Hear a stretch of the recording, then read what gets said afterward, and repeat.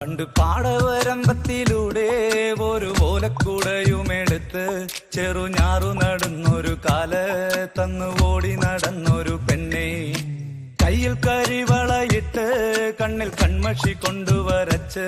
പിന്നെ വാർമോടിയൊക്കെ വിരിച്ച് നല്ല ചേലുള്ള പാവാടയിട്ട് ആ തോട്ടോരത്തുള്ളൊരു കൈതോലക്കൂട്ടത്തിനോരത്തു നിൽക്കണ ഒരാൾ മരത്തിൻ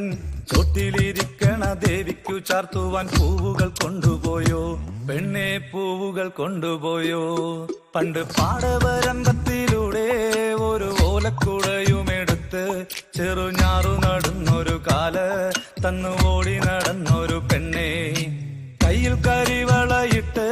കണ്ണിൽ കൺമഷി കൊണ്ടുവരച്ച് പിന്നെ വാർമോടിയൊക്കെ വിരിച്ച് നല്ല ചേലുള്ള പാവാടയിട്ട്